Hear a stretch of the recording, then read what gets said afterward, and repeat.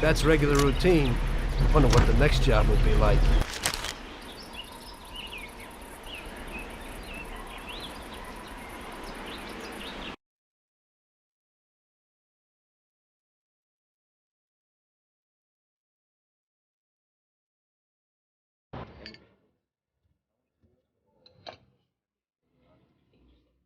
That's how I got into it. 1 minute a regular cabbie, the next a respected mafioso. You were all right with killing people? Usually people have a problem with that. You know, I ain't one of those people with a thirst for blood. I don't need violence in my life, and I don't look for trouble, but I also don't have any remorse. They wanted to outsmart us, so we had to outsmart them. No excuses. It was all the same to me. I wasn't interested in the fates of other people. Everybody said it was just business, and that the family sticks together. It was different from living alone and nobody giving a damn about you. Suddenly you're respected by all the people you meet. Everybody knows you can help them, but you can also destroy their lives. And everybody tries to ingratiate themselves to you. And what about the police? You just walked away, just like that, from a massacre. Didn't you have any problem with this? You work for the police. You ought to know. You know, the Mafia runs the whole city. The Salieri family makes over 25 million bucks every year. The papers were full of it. But nobody saw nothing. If they wanted to stay alive. We paid off the bureaucrats $6 grand a month. Your bosses had liquor at trade price and got payouts for special jobs from both Salieri and Morello. Case closed, lack of evidence. Cops would even move shipments of drink for us. I guess you'd have heard something about that. So what about your two friends? Well, they were better off than you'd think. Salieri had a good doc for his boys, and it's not like he ever asked any questions. In a few weeks, they'd be healthy and back on the streets again. The only one who worried us was Morello. He wanted to be the big cheese, which Salieri couldn't let him do. Salieri had no intention of being in second place. You know, a person becomes a Don because of his thirst for power, and he doesn't care about any other rules than his own. That's how it is, Detective. So he'd be his own boss, independent of the police, of the state, of anyone. That's why a person becomes a Don. Salieri and Morello both wanted it all. They kept sparring with each other, but they both knew that if it all blew up, it would be hell. The big difference between them was in their methods. I heard a little story about Morello.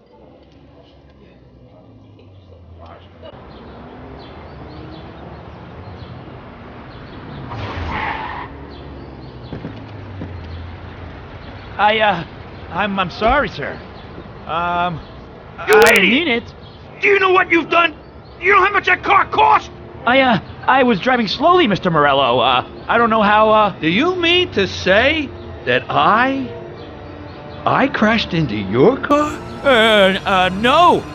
Sir, I wanted, no, sir, No! Fast thing gets in my way!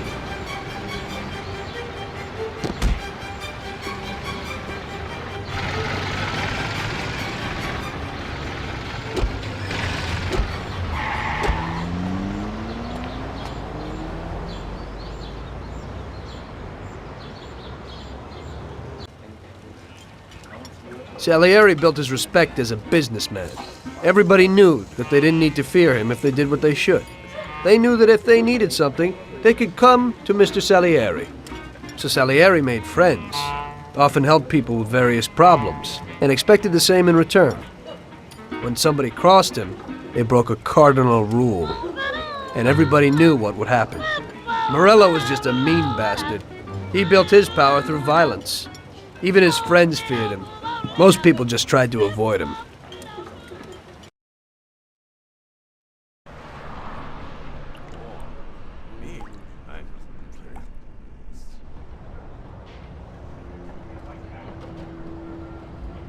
Listen, Tommy, I have a delicate job for you. I don't know anyone else who could do it better than you. You're a good driver, and you have experience. Well, to make it simple, tomorrow all the best motors are going to race at the city track.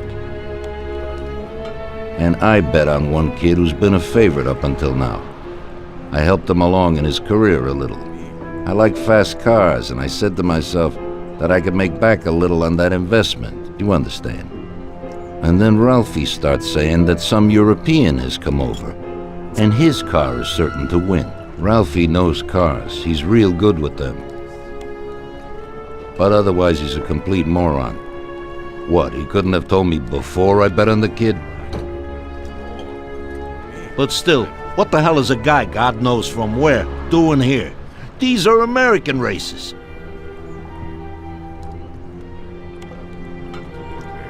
Me and the consigliere here were thinking about what to do, because a lot of our boys have bet the same as me, and they certainly wouldn't be happy if they lost their dough.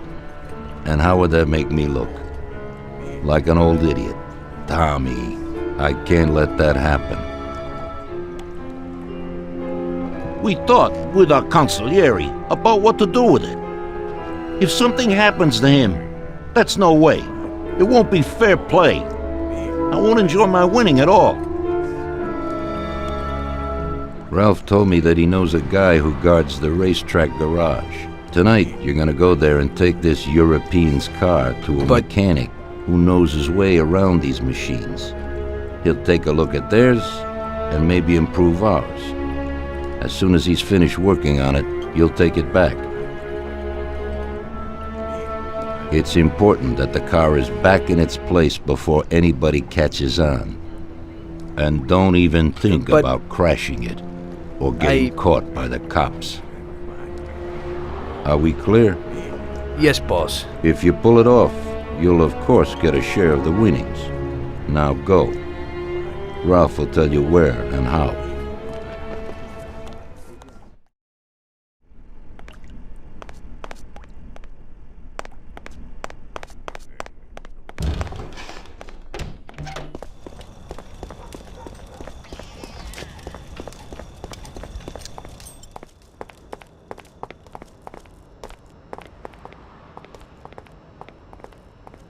Hey, Ralphie, you got some news about this job? Sure, Tommy. You need to go to the city racetrack and borrow that motor there. My friend Bobby works there. Go around back there and along the way is the gatehouse. Tell Bobby that Ralph sent you and Bobby will take you to the car. It's already been agreed with him. And then? You just have to take it to the auto service of my friend Luca Bertoni. It's in Newark under the Giuliani Bridge.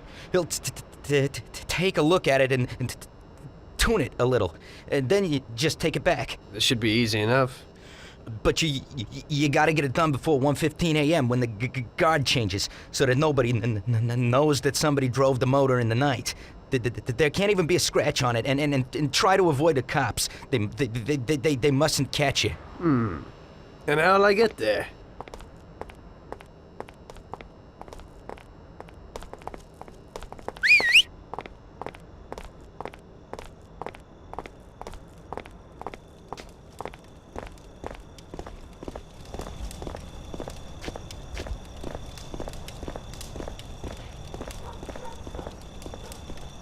Well, I got something new in.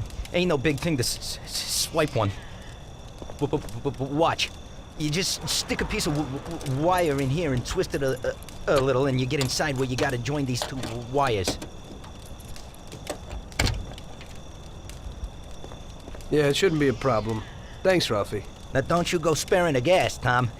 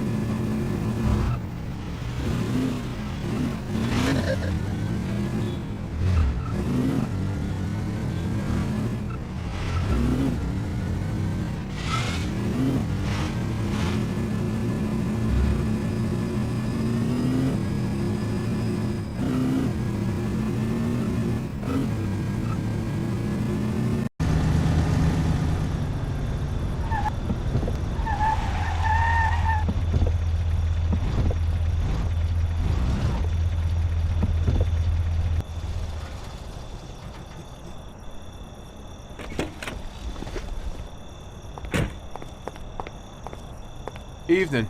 You must be Ralph's friend. That's right. Okay, we'll take your car.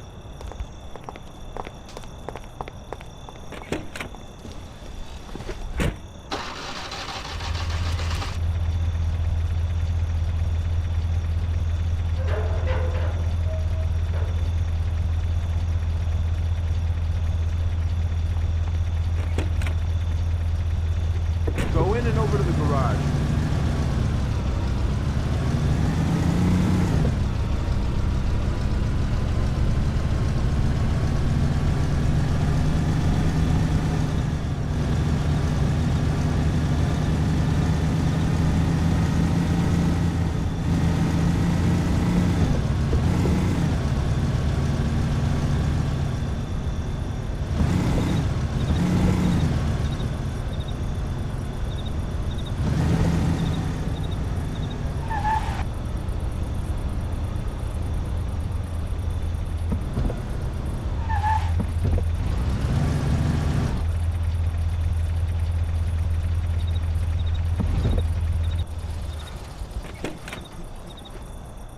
Okay, we're here, buddy.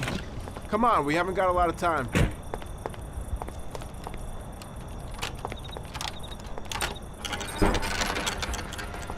Okay, is that it? Yeah, buddy, be real careful. There can't even be a scratch on it. And avoid the cops like the devil, because this car will be real obvious. That's right. In about half an hour, the second guard will come. So you gotta be back by then, buddy. And be real careful, that car goes fast. Maybe it's the fastest car in the world, who knows? Sure, Bobby, no problem. I'll take care of it in a half hour.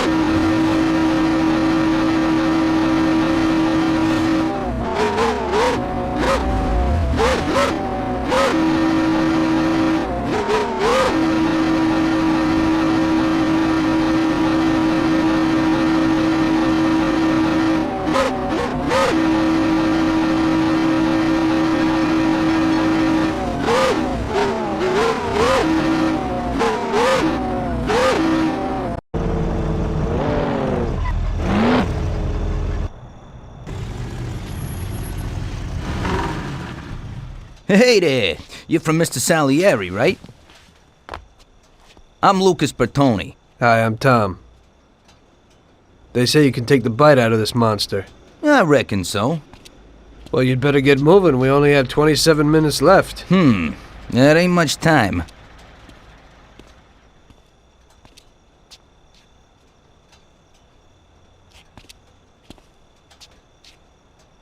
We'll see what can be done. You can hang out a while.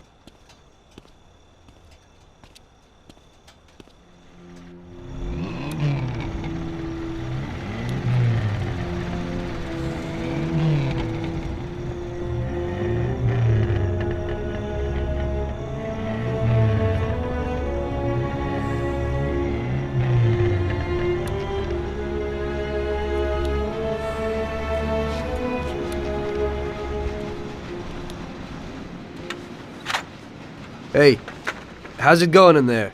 Just finished. You can go.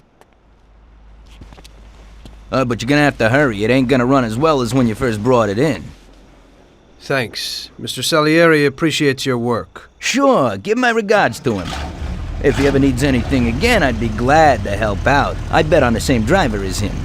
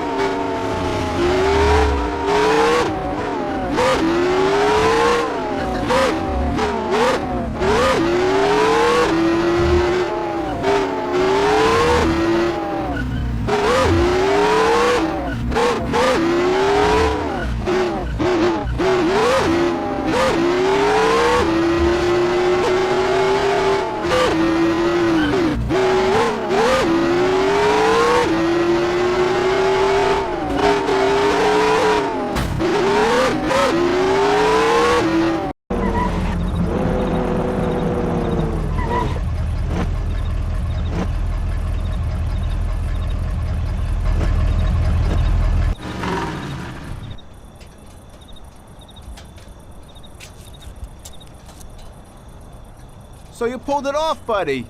And the car isn't even scratched. Thanks, Bobby. It really was the fastest car in the world. Sure is. We're lucky you managed it. I bet on the Don's car, too. It seems everybody did. I bet on it. So did almost everybody in my neighborhood. I figure the driver's pretty important, too. Sure. Well, I won't keep you. Good night. Take care, Bobby. Thanks for the help.